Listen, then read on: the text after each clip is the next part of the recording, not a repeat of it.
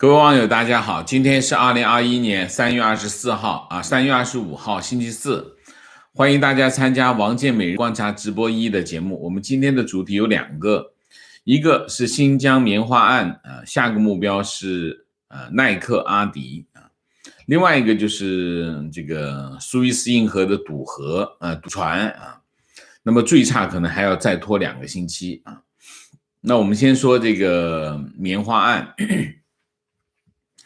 新疆棉花案呢，现在还在发酵。那么昨天目标是 H&M 那么有人在纠正我的发音那么今天的目标就是这个耐克跟阿迪他一个个来那么在记者会上，外交部发言人记者会上，彭博社问说中国网民要求抵制 H&M， 因为 H&M 声明不再使用新疆棉花，阿迪达斯、耐克等外国品牌也可能成为网民抵制的目标。中方有何评论华春莹说第一，新疆的棉花最好那么第二，这个新疆地区强迫劳动的指控是反华势力的恶意谎言抹黑中国那么第三那么他说给老百姓包括少数民族群众提供更多的就业机会，一般正常人会觉得是件好事那么但有人认为是强迫劳动或者是暗无天日的压迫为什么？因为他们自己历史上真的就这么干了上百年，所以以己夺人那么第四，这个中国人民的民意不可欺不可为他这个话呢有2个意思第一个意思就是中国人民的民意不可欺不可为，意思就是这个网民要抵制是民意那么当然不是民意，这是中共的操控。我都讲了这件事情，从点火到背后的推动都是中共整个舆情系统的结果这不是中国的民意，是中国被操控的民意这是第一点。第二点，他说那是给老百姓提供就业机会其实我看这个我就觉得很好笑。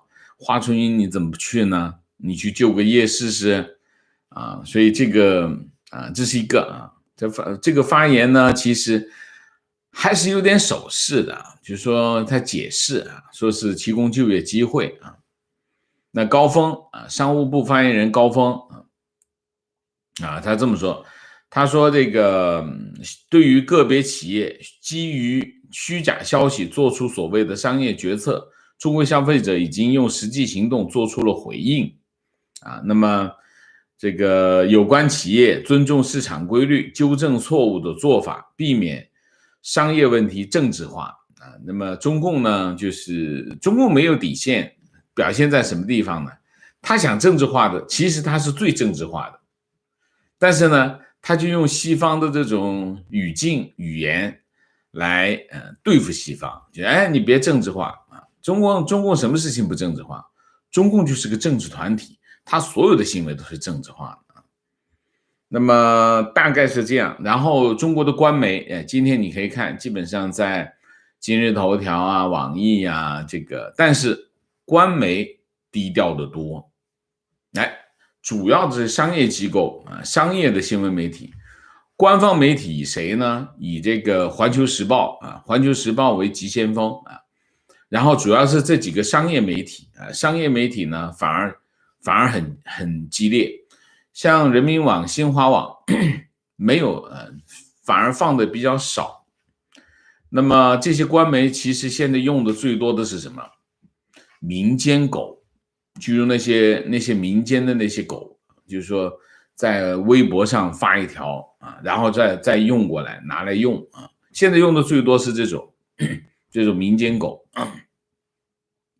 那反而官媒用的少那现在挖出来是什么？挖出来是耐克 H&M 就之前是挖出来昨天是拿 H&M 来打头现在挖出来是耐克的声明，然后阿迪的声明，优衣库的声明等等挖出来但是其实引导的最厉害的是什么呢？就是在整个的舆论体系当中，引导作用最大的是什么？是微博热搜啊！微博热搜是一个非常关键的一个指挥棒。你看那微博热搜，你就知道中共的意图是什么，因为整个微博热搜是被控制的啊。那么你看啊，这里面有什么呢？王者荣耀排第一的是王者荣耀取消与 Burberry 的合作啊，这是一个。然后是成都大悦城 H&M 摘牌，然后杨幂迪丽热巴终止阿迪合作，陈奕迅终止阿迪合作，然后是这个华春莹说新疆棉花好，然后是李现杨刘昊然，我这名字我都不熟啊，所以读的磕磕巴巴，终止跟彪马的合作。然后中国棉花协会啊发文啊，然后是这个刘亦菲终止跟阿迪的合作，然后阿迪达斯啊合作之热啊，然后是王源终止与优衣库的合作，然后是许光汉终止与 CK 的合作，还彪马的合作，然后是刘雯是谁我都不知道，终止与彪马的合作。然后有一个 H&M 替代品合集，有一个耐克了，耐克交易量啊，然后是彭于晏终止跟阿迪的合作，你看阿迪更多啊，无印良品求生欲啊，无印良品求生欲想什么？无印良品放了很多这个新疆棉做的产品啊，说它是求生欲啊，这是有点就是不厚道了啊，商家嘛，商家还是要做生意嘛啊，所以商家。那现在所有的这些品牌做的所有的动作都是可以理解的啊，不要冷嘲热讽啊，就是大家知道你被一个这样级别的打击啊是非常痛苦的啊，在这个痛苦的情况之下，你做的任何行为就有点像什么，把你押到这个中央电视台认罪一样，你说什么都没问题啊，说什么都没问题。就现在所有的品牌做什么事情都没问题，为什么？你试试啊。然后张艺兴终止跟 CK 匡威合作啊，然后是这个张子枫终止与 New Balance 的合作，然后这个中国消协说关切 H&M 的事件，H&M 实体店，然后是就是这样啊。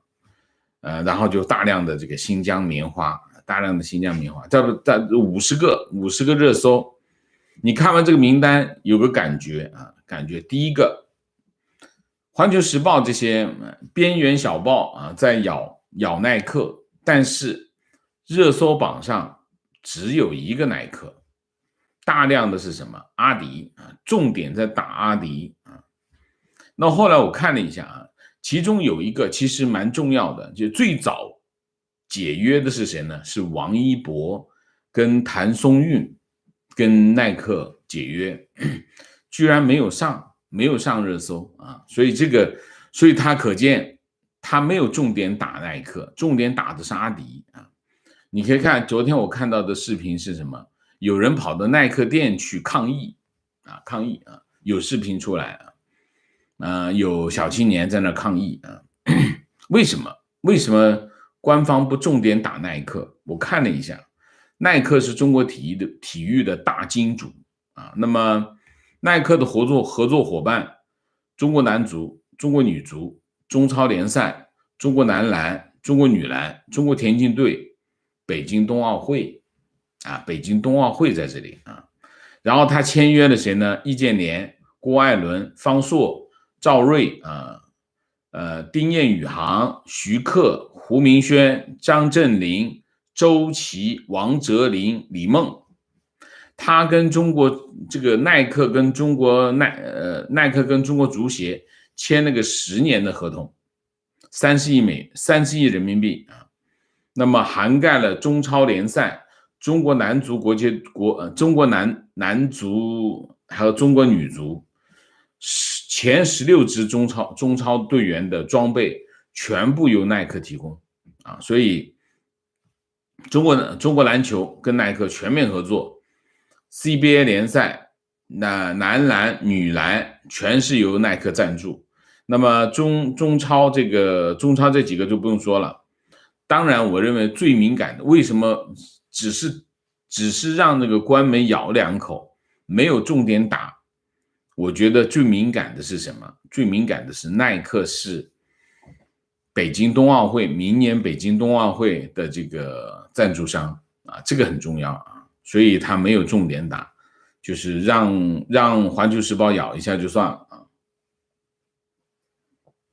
所以我们要看中共做事情，它其实是我讲专捡软柿子捏它里面还有它的利益，它并不是那么简单的那么这件事情影响最大的是谁我们讲耐克也好，讲谁也好，其实影响最大的还是中国企业自己。3月25号那么港股有一只股票叫什么？叫博涛滔博跌了多少？滔博跌了 12.3%那么市值蒸发了100个亿。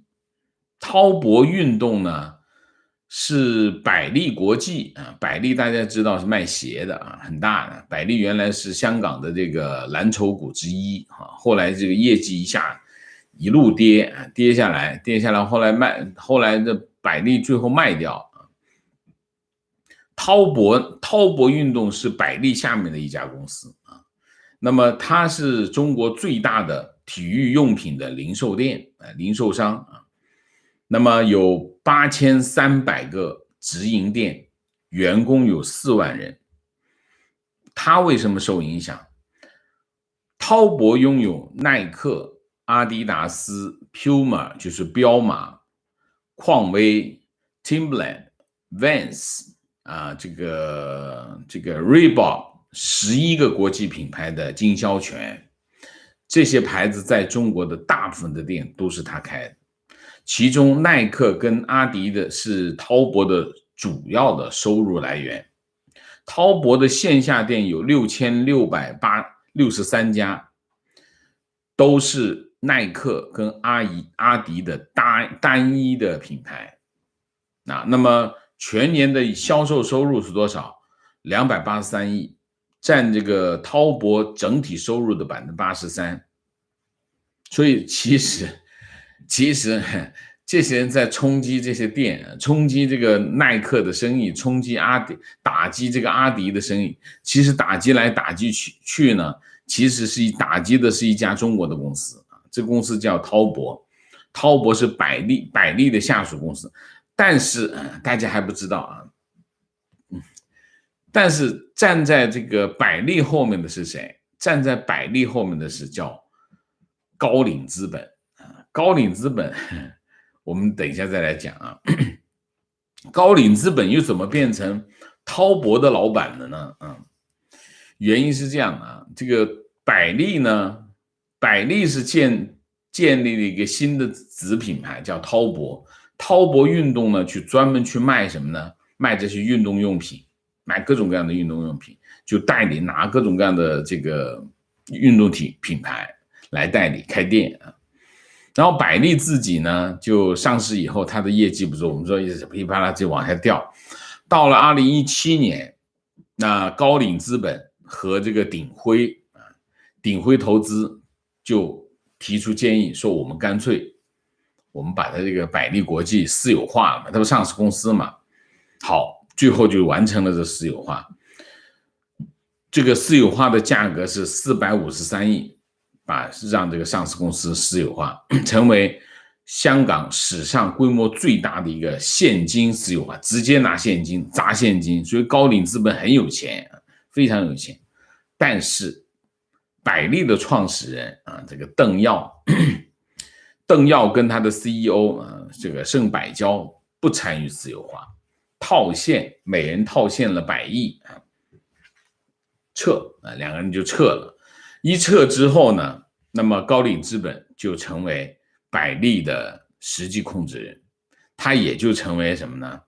成为这个滔博的老板。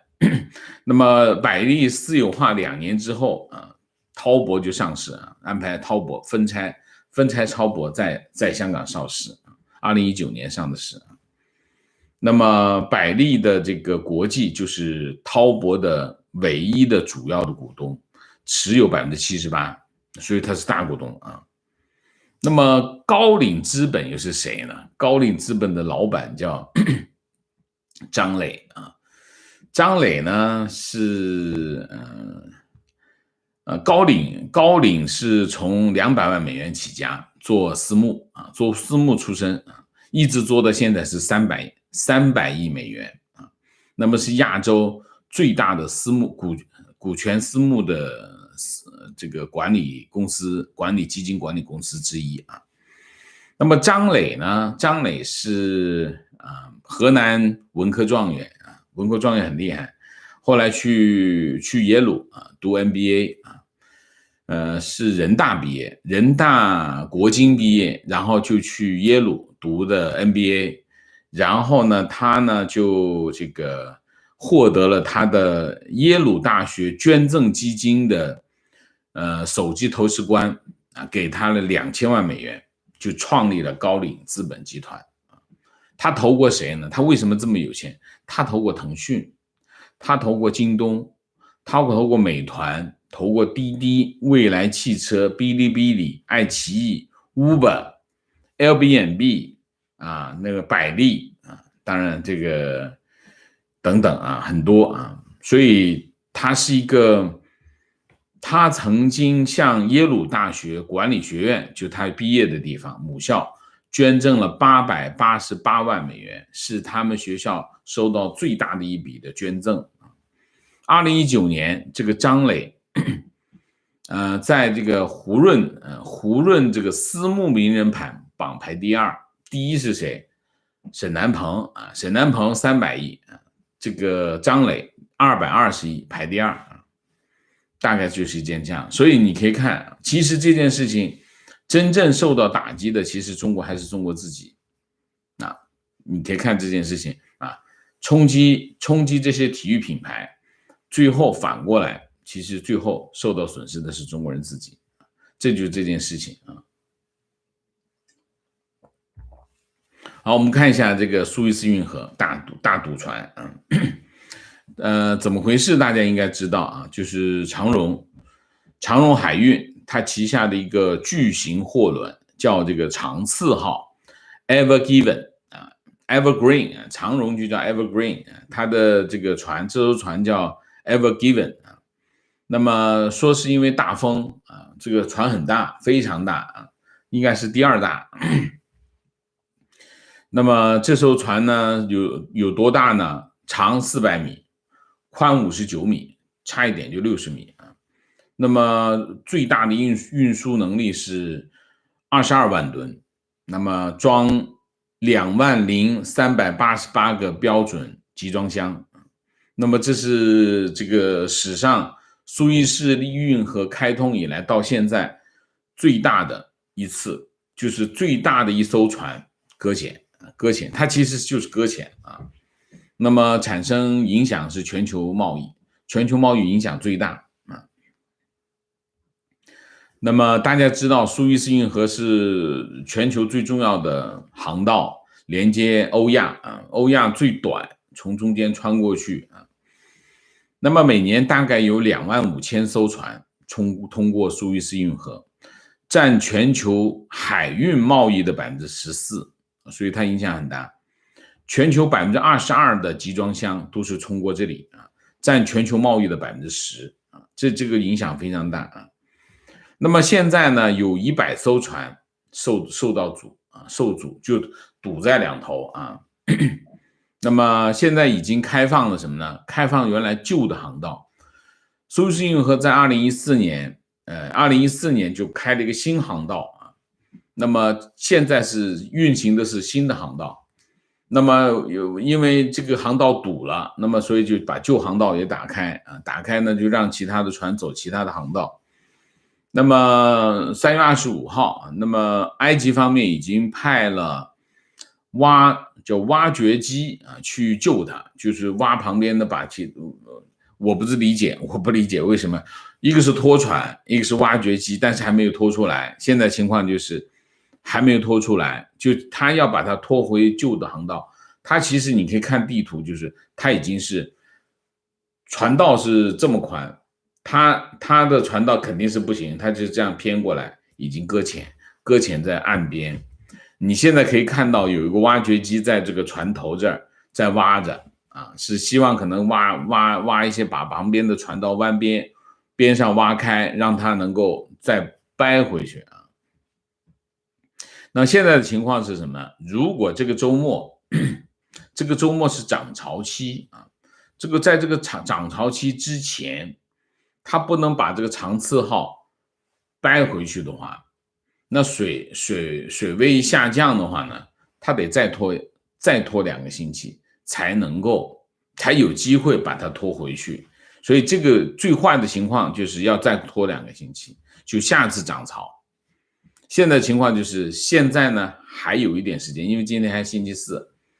那么在周末的时候啊，就在这个涨潮一直会到周末，周末完了以后啊，潮水下降，你搁浅不是更麻烦吗？所以现在情况就是必须在周末的时候要让它脱困。那么前面他们通常是组队，一组啊4条船、5条船一起过。那么现在的情况是什么呢？前面4条船全过去了，到了这个长次号，说是一阵风啊吹歪了，像长荣公司说的是突然的强风导致船体偏离水道，撞到河底啊，产生搁浅啊。那么当天的确是这个埃及气象部门的信息是，当天的埃及是有大风和沙尘暴。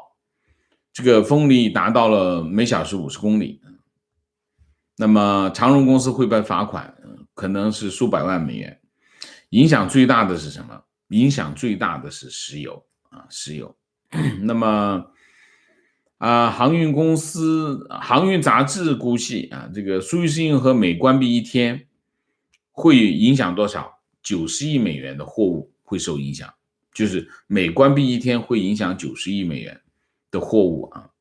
那么影响最大的是石油，目前至少有10艘油轮延期啊。那么这10艘油轮总共装的石油有1300万吨。影响最大的国家是谁？影响最大的国家是俄罗斯啊。俄罗斯是向亚洲各国输送石油的最重要的通道啊。那么其他的欧洲跟美国的炼油厂也依赖这个苏伊士运河运这个中东石油啊。如果河道阻塞的话，那么就要替代，那么当地的石油价格就会涨。所以纽约交易所轻质原油的价格就上涨了 3.4 美元啊，现在是 61.18 美元，涨了将近 6% 啊。等等就没有什么了。这个大家知道，这个苏伊士运河是西奈半岛的西侧。那么这个苏伊士地峡，什么地峡？连接很长，地球上有几个地峡，这是其中一个地峡。那么泰国那边也有一个地峡啊。那么总共是长是190公里，深24公里，宽205米。那么这里运送的货物主要是什么呢？原油、石油产品、煤炭、矿石、金属、加工金属、木材、油脂啊。那么往南运的是什么呢？这是往北运的。往南运的货物主要是水泥、化肥、金属制品、谷物啊。那么2014年到2015年，埃及政府对运河进行了大规模的扩建，在原来的运河的东侧开凿了一条72公里的新运河，那么扩大这个通航能力。新运河开通之后呢，船只过这个运河的时间原来是22小时，现在减少到11小时。那么每年呢，这个苏伊士运河呢，为这个这个埃及呢带来多少钱呢？56亿美元啊，56亿美元，去年是56亿美元。打仗啊，苏伊士运河其实你通过这件事情可以看到一个非常重要的影响是什么？你可以看啊，全世界的国际贸易非常的脆弱，有没有发现啊？非常的脆弱。你看这苏伊士运河一堵，马上就影响全球经济都受影响，主要是贸易啊。大家知道整个经济运行靠的是什么？整个经济运行其实靠的是贸易进行的纽带，贸易是连接两头，这头连接生产，这头连接这个消费，这两头中间就是贸易。贸易靠什么发生？靠运输发生，所有的贸易都需要运输，因为你需要交货，所以运输这件事情就变得非常的关键。那你想一下，苏伊士运河其实是一个关键的节点，大家觉得还有什么地方？什么地方是关键的节点？像这个霍尔木兹海峡那一带是不是也是关键节点？都是关键节点。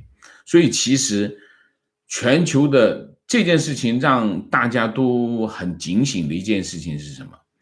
其实我们现在所处的这个世界其实有很多的危机，而只是这些危机没有发生。那当初这个第3次中东战争爆发之后，以色列占领了这个西奈半岛，苏伊士运河停了多少年？8年。苏伊士运河停了8年，到75年6月5号才重新开放。所以地缘政治的影响是很大的，地缘政治的影响它会改变很多的事情。那个时候怎么办？大家都做好望角，好望角的路途会长很多，而且风险很大。好望角那一边呢，其实它的风浪非常大啊，风浪靠近南极，然后它的那个风浪非常大。所以我们所处的这个世界其实是一个不稳定，是一个处于一个微妙的平衡当中。大家知道我们所处的世界，你越先进，这个世界的运行就会越精密，然后这个系统就越脆弱。我们举个例子啊，一个现代的城市越现代越发达，其实你这个城市的脆弱性就越高。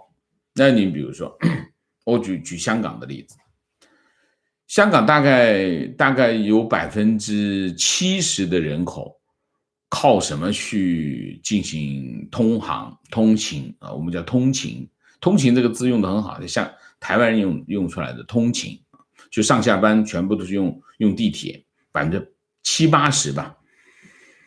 那你想一下，70%-80%人用地铁上下班，你哪一天地铁要出了问题，那后果影响非常大。但是你说一下，哪个地铁不出问题，哪个地铁会出问题？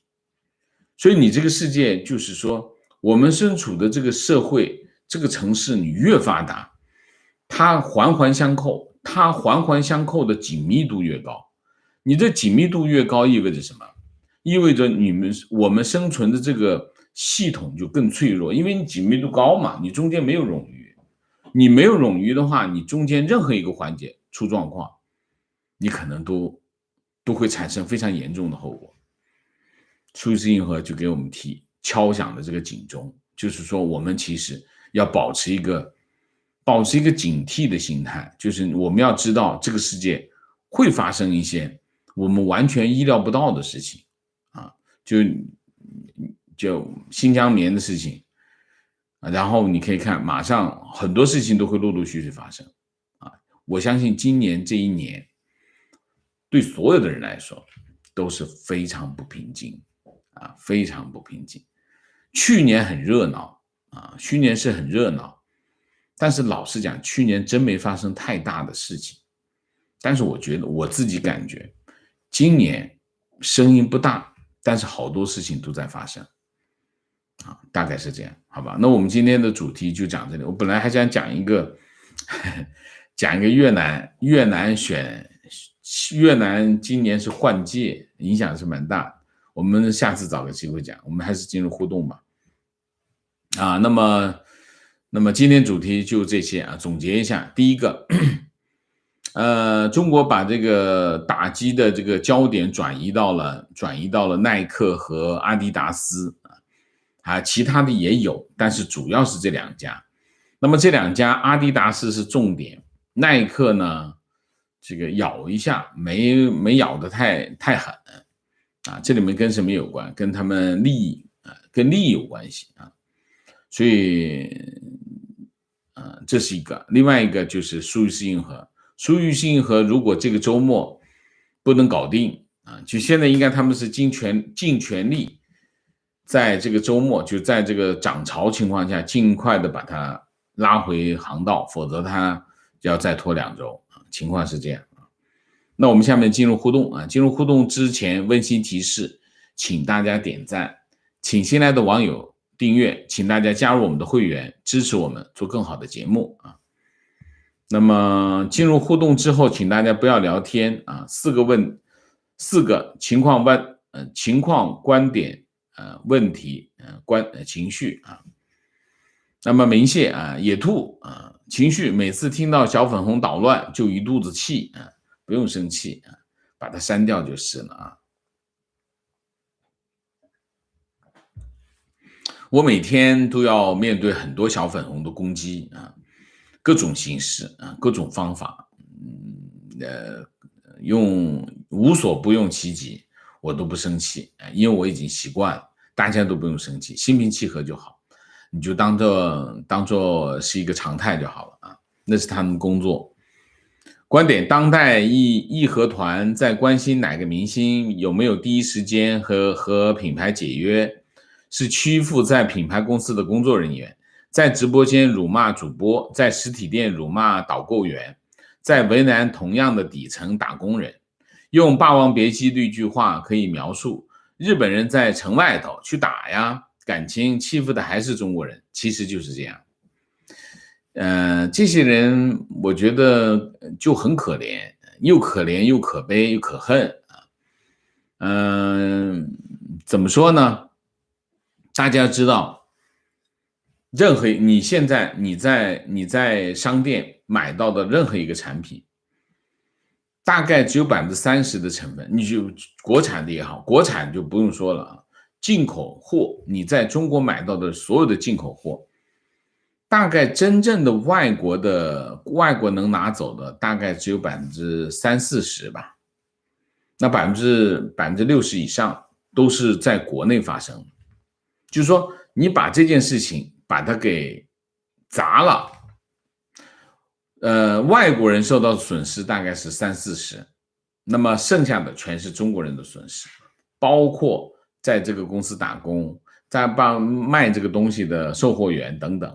就其实你要明白这件事情的本质就是这个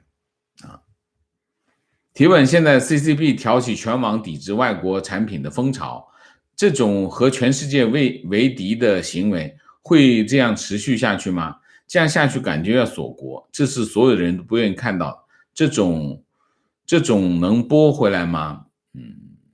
我觉得已经在我自己感觉我看热搜下来这一波下来我觉得差不多了，他们会停下来了我讲的是中共就中共他会把它停下来，大体上就是政府打不赢，我企业我还打不赢吗？我在国外打不赢你，在国内我还打不赢你吗？大概思路就是一个这样的思路。这个思路呢，其实正好跟什么有关系？中欧贸易协议有关系，中欧投资协定有关系。那么就是说，现在你可以看就是说好像是打定了输数就干脆就不要了过不了就算了，大概是一个这个思路。但是我不觉得不是我觉得他还是想要他还是想要说这个话呢，就是给自己一个台阶吧你可以看吧他的思路是拿这个企业打一下，打给大家看，打给其他的企业看你下次要再这样的话，你要小心一点啊。但是我觉得这次你看看这些企业的态度跟以前不一样，不一样啊。这企业的态度是，因为他没办法往回掰啊。就是说你阿迪也好，H&M 也好，他们之前发的声明收不回来，为什么？他不能收回来。虽然中国市场对他来说很重要，比如说耐克，我印象中是20%多吧，占整个的全球收入20%多，影响是很大的。但是你想一下，但是他要面对他在美国的市场，但是中国市场只是他其中一个市场。他现在面对的情况是什么？他现在这些企业，这些跨国企业面对的问题是，他可能更需要面对照顾他在其他地区的市场。因为如果你把它翻过来的结果是什么？就是你可能在中国跪下来啊，行，没问题，我放你过，放不放过还不好说，共产党不好说的，你跪下来就放过你，他可能跪下来还不放过你。好，就算你跪下来放过你，你其他市场怎么办？你形象不就破产了吗？所以在这里面不完全是意识形态的问题，就是你从商业的角度考虑这件事情。这个耐克也好 ，H&M 也好，他也不能跪下，他必须站着，否则他的品牌破产。品牌一破产，对他其他市场就更完蛋。所以他们选择不多，他们就是熬过去。对于这些品牌来说，没有其他的选择，就是熬过去，熬过去就算了，就当做了一个噩梦呗啊。所以而且我觉得中国大概率的情况就是，挑起一个风潮，然后政治目的达到了，就是告诉大家，你看我可以对付你的企业，然后这件事情做完了就把它停了。你说或者是网民不依的不饶怎么办？网民不依不饶太好办了，派个警察训诫一下就搞定啊。所以其实这些人也就欺负一下中国人自己而已，别的本事就没有了啊。提问：今早我在我社交平台上发了一个关于新疆人民被强迫摘棉花，被一个朋友好心提醒说最近 Asian hate 还是不要发的为好。我内心觉得不应该为了自己而对对新疆的情况视若无睹。请问我是应该遵循我自己内心深处的正义，还是追求自保，以免惹祸上身？ Asian hate 是会惹祸上身吗？你这个朋友提醒你的逻辑是什么？这逻辑是什么？跟 Asian hate 有什么关联？我很想知道你这个逻辑是什么。就是你这个好友这个说这个新疆人被迫摘棉花，你帮他发声，和最近的 Asian hate 有什么逻辑上的关联？我不理解，你能再发一段告诉我们一下吗？好不好？我是没看出他们之间的逻辑上的关系啊。尽管今晚打算去 H&M， 在高德地图上已经搜不到 H&M 的地址了啊。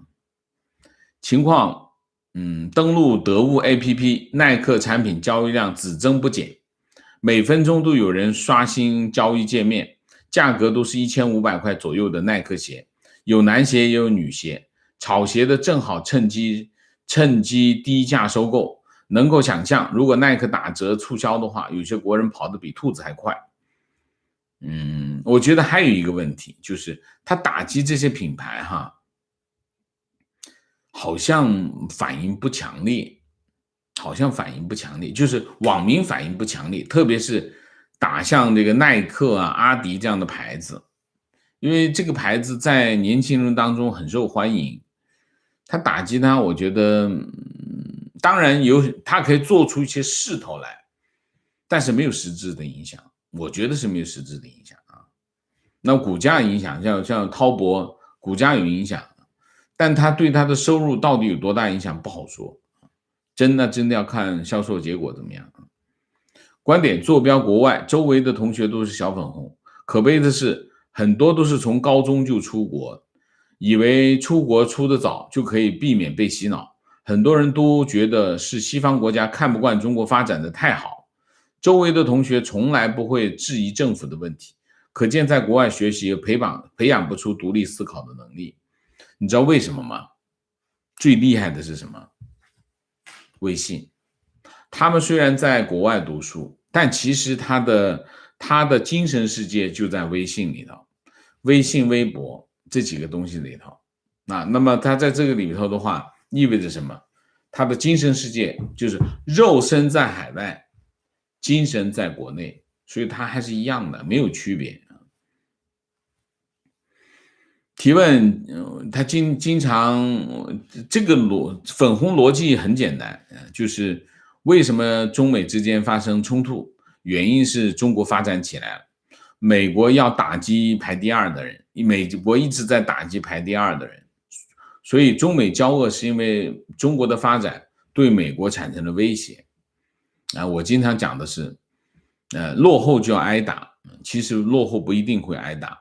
排名第二也不一定会挨打，挨打是因为什么？因为犯贱啊。提问，请问安踏迫于压力退出 BCI 啊，安踏退出 BCI， 对于安踏在海外市场应该有相当的影响。那么对于安踏收购的其他品牌，如 Wilson 始祖鸟等品牌有什么影响？不知道，应该没什么影响吧？你说的这个我都不知道，他收购了啊，始祖鸟他被他收购了是吗？哎呦，太可惜了啊。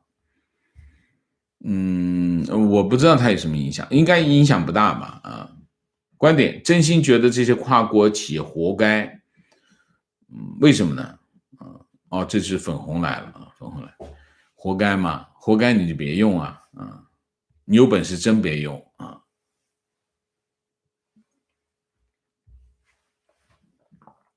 观点，相当大一部分中国民众所谓的爱国表现，完全就像被官方意志操控的木偶。信息封闭环境下的成功洗脑，造就了新世纪的义和拳。反复出现这类事件，真实的反映了中国的政治文化和制度仍然停留在封建王朝的统治形态当中。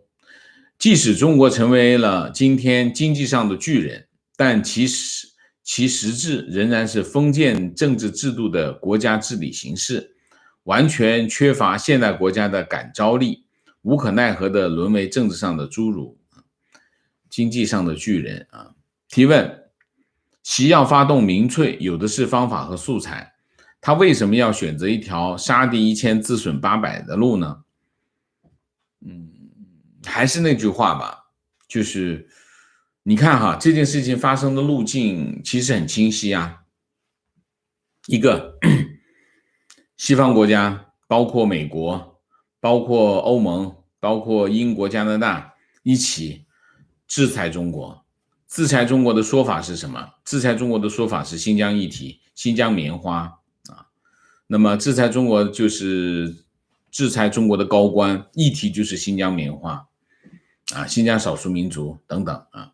那么他就沿着这个路径，好，你既然在新疆的问题上搞，那我就在新疆的议题上搞你的企业呗，这就是一个这样的路径啊。这个路径，他其他政治手段他也没有啊，他没有其他的政治手段，他手上也没有牌，他有什么牌？手上的牌是什么？手上的牌就是这些企业，但是这个企业，你打击这些企业，那以后。其实这件事情呢，你再发生多几次呢，这些跨国企业可能就会放弃中国市场。大家要知道情况是这样的，就是说你在这个市场当中，你的获利，大家知道我们做商业啊，一定会有一样东西要考虑，就是政治风险。如果你的政治风险很大，风险会变成什么？风险是要付出代价的啊，那我就不愿意进入这个市场。那你很显然，你像百胜啊，百胜就退呀，麦当劳也退呀，为什么？亚马逊也退啊，亚马逊直接把整个市场退掉，我不玩了。很多人讲啊，这些企业退出是因为他们打不赢中国企业，你开玩笑，那你真的开玩笑，不是的啊。大企业很难输的，大企业是很难输的。大企业为什么很难输啊？第一个，它有足够多的资金，它有钱，有人，有经验，有系统，有文化，它全都有，所有的竞争的要素它全有。它只差一个什么呢？它只差一个把这件事情做出来。所以呢，他其实要坚持要做某件事情，他最终都会赢。问题在哪里？问题是如果他发现他赢不了，通常跟商业没有关系啊，通常跟商业没有关系，跟其他因素有关系。如果他发现他的商业的因素决定了他没办法，商业上的优势没办法得到商业上的结果，有其他的因素影响的话，他就会放弃。所以这些跨国公司，它因为它体量非常大，它做很多东西呢，它会很谨慎，它会提前很早去做部署，去实现，它就有超前量。所以你说啊，这个麦当劳打不赢这个中国的快餐，那你就太不了解这个跨国公司了。跨国公司要做的事情，它都能做到，只是什么呢？只是做到什么程度的问题。所以这件事情大家一定要明白。所以你可以看很多的跨国公司，它撤离中国市场有2个原因。第一个原因，它的服务或者它的产品跟中国的市场不对称，它的投入跟它的回报不对称。全世界很大的，不仅仅是中国市场，全世界很大的，它比较一下，我这个中国市场这个我发现不利，我这个资源投到另外一个地方，我回报更高，那我就去别的市场，我不一定非得说在中国市场。中国市场的光环已经开始退下来，所以这就是为什么这些欧美的跨国企业很多开始撤离中国市场的原因就在这里啊。所以你再搞几回呗啊！你这次搞个新疆棉的事件啊，再搞一回呢，这些叫什么？顾问公司就会加一笔啊，这有笔啊，又加一笔，又加一笔。等你加个10笔8笔的时候，这个顾问公司就会把中国投资的政治风险擦一下就拉起来。大家知道，这些跨国公司要做一个投资，要进入这个市场，那顾问公司会做一份报告，这个报告其中有一块就讲这个政治风险，政治风险有多大，政局稳不稳定，它的意识形态是什么，他的人事怎么样？他的政治的问题怎么样？政局怎么样？最后这件事情，你的政治风险，比如说5还是3还是10，当你中国政治风险已经大到8的时候，一看我回报率20%，减掉这个8，我只剩下了10，我要干嘛？我不干了，我去别的地方，可能它政治风险是0，它的回报率只有15%，比中国低。但是刨掉政治风险，我还是去那边吧，选择就会发生变化啊。所以这里面就商业决定永远都是理性的啊，商业决定永远是理性的。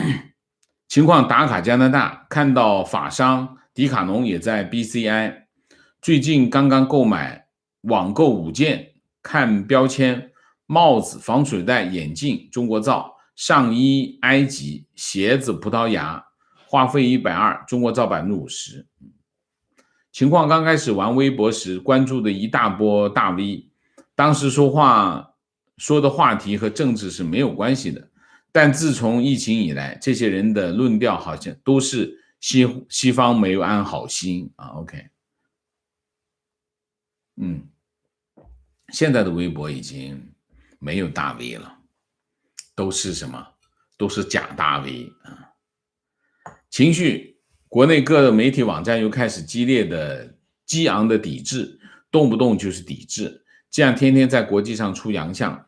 本来疫情问题，国外厌华情绪挺强的，这种任性妄为的行为，展现到国际上，也挺影响我们海外华人啊。这就是五毛经常讲的话啊。这五毛的这种形成这种心理暗示啊，你千万不要支持海外，支持海外的话会最终影响你的啊。我没觉得影响我啊。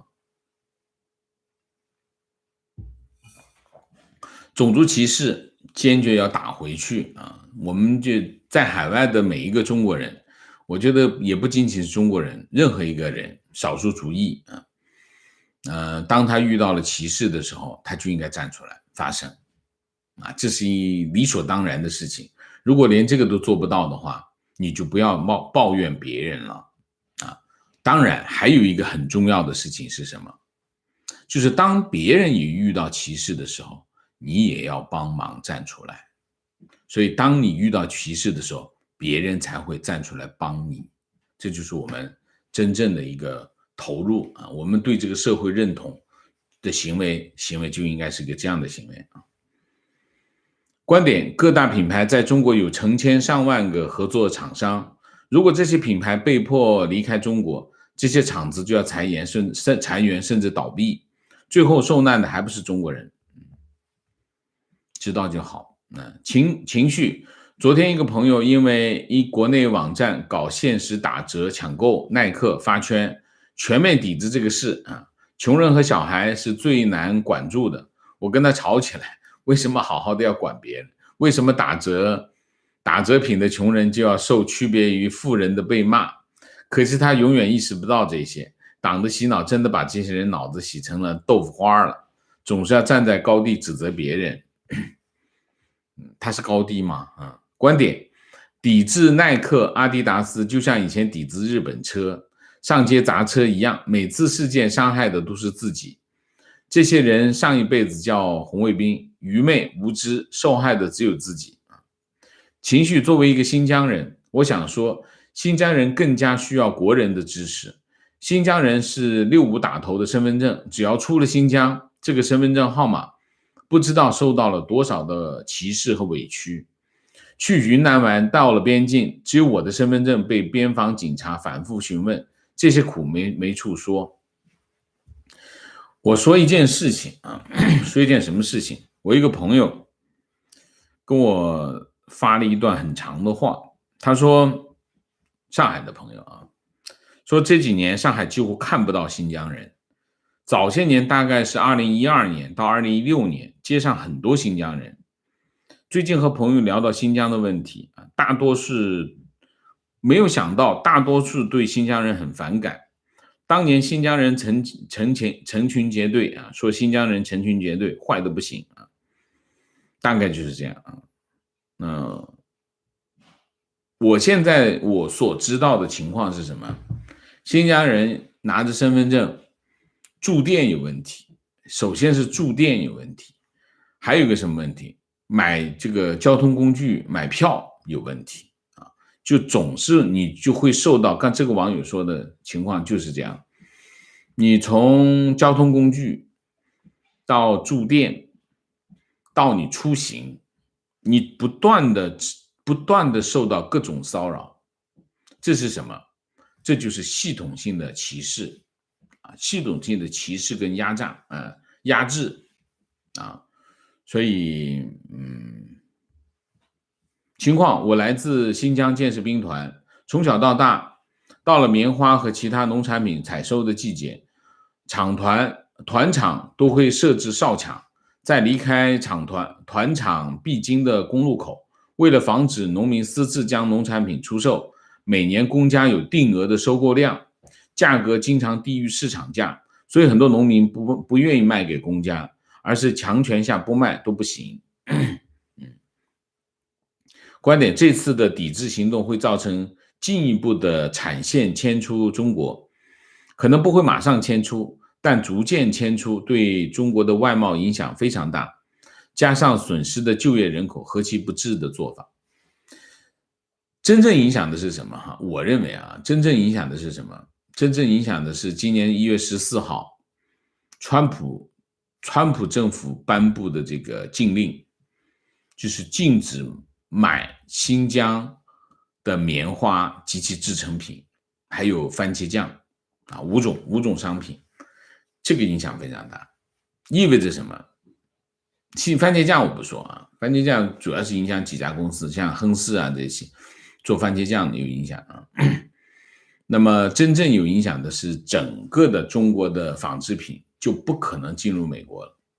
你已经因为本来呢这件事情悄悄摸摸的、偷偷摸摸的干，悄悄的干，悄悄的进村，打枪都不要。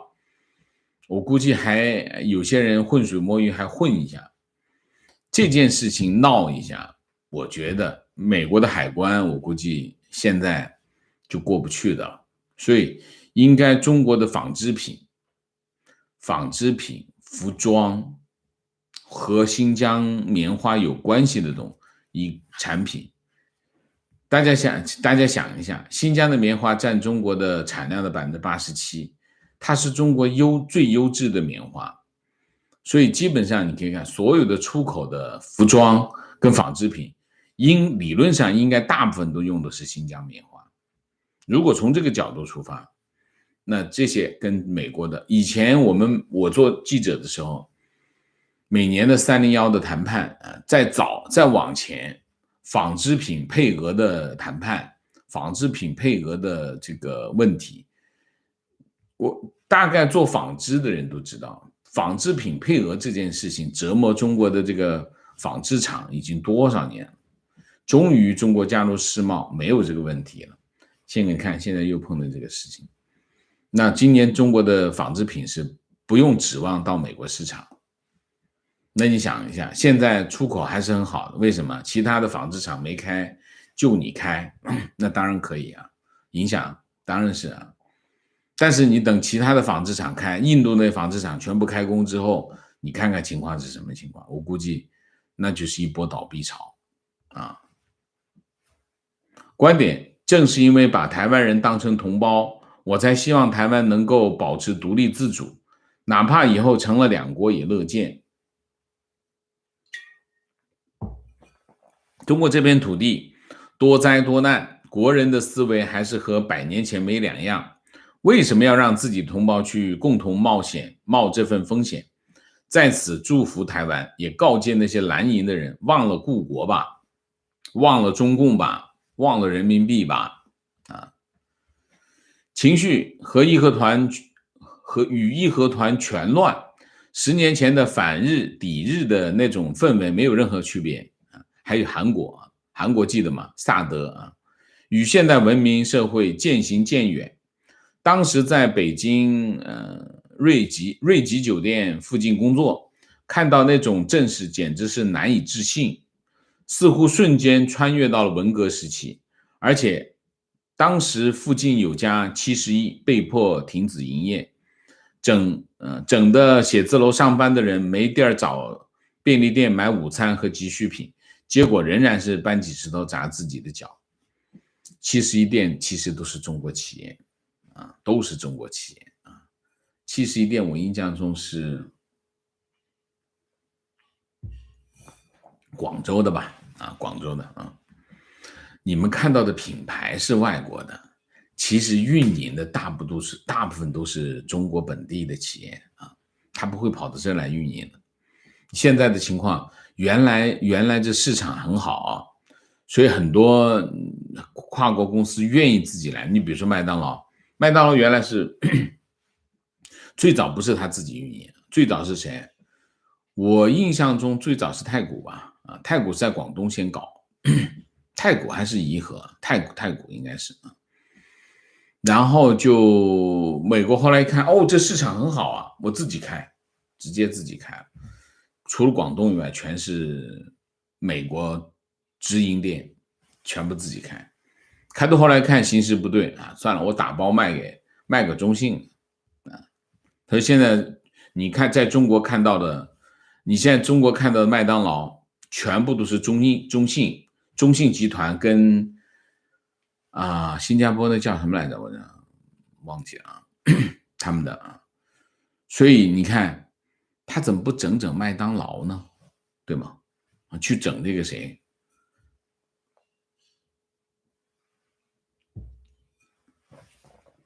提问王先生你好，为什么新疆问题会在这个时候爆发？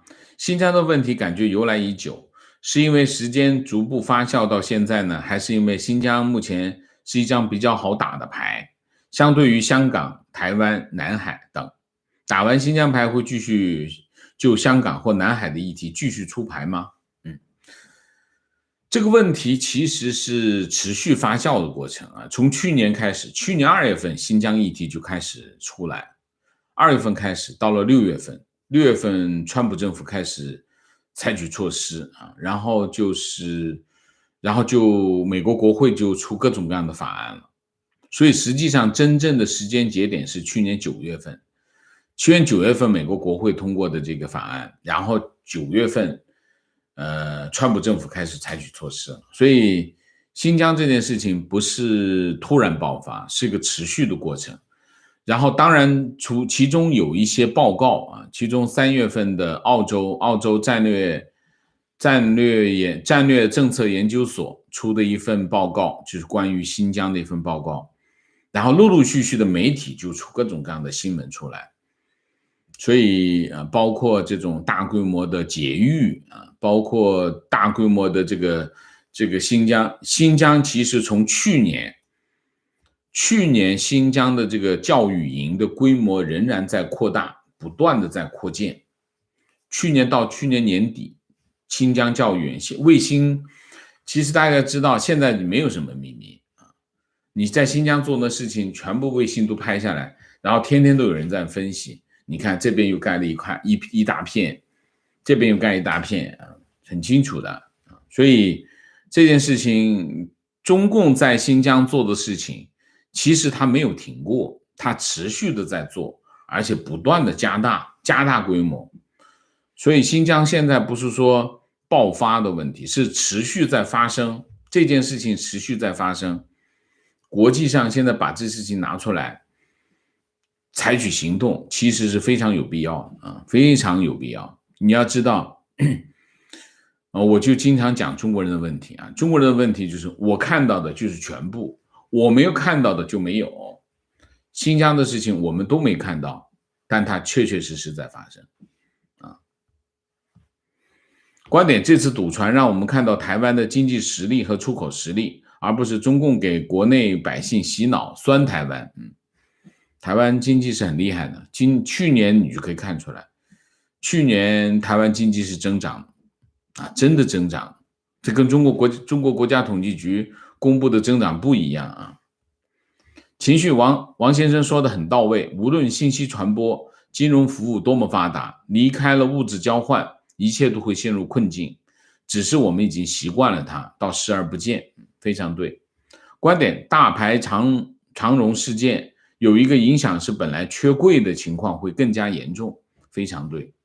现在这个货柜非常严重啊，很多空柜卡在欧洲出不来，目前美柜运价是疫情前的5倍，说不定还会涨。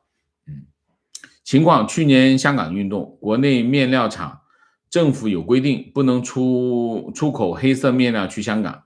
但是很多国外服装公司都是通过香港出口，导致很多企业订单都转移到越南、孟加拉等国，真的是整来整去都在搞自己。情况，当年7·5事件，新疆断网整整1年。我去内地上大学，深深感到内地人对新疆人的不了解和偏见。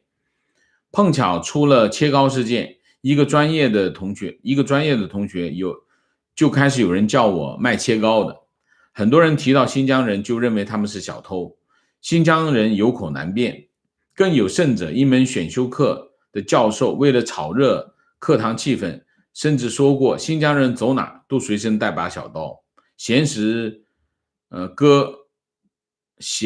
割手抓肉，随便捅人，哗的一下大家都笑了，上百人的课。怪自己太怂，没有站起来反驳一下。当然这件事情很多啊，这种事情就非常的多啊。我自己眼见，原来在深圳有很多在路上，你这位网友说的卖切糕的有小偷啊等等。那当然你哪个地方都有小偷，你不能说新疆人就小，从新疆那帮人是新疆人，他们有小偷并不意味着所有人都小偷。所以在这个问题上，新疆人其实特别是这个网友肯定不是维吾尔人，新疆人、维吾尔人，所有的新疆人其实都承受了非常严重的系统性的歧视和压制，所以这件事情必须改变啊！现在国际上的这种反应，我们说来迟了，但是也是对新疆人、对维吾尔人来说，这是非常重要的一件事情，好吧？好，那我们今天的主题就到这里，感谢大家的参与，我们下个节目再见。再见之前，请大家点赞，请新来的网友订阅，请大家加入我们的会员，支持我们做更好的节目，做更好的自己。谢谢大家，谢谢。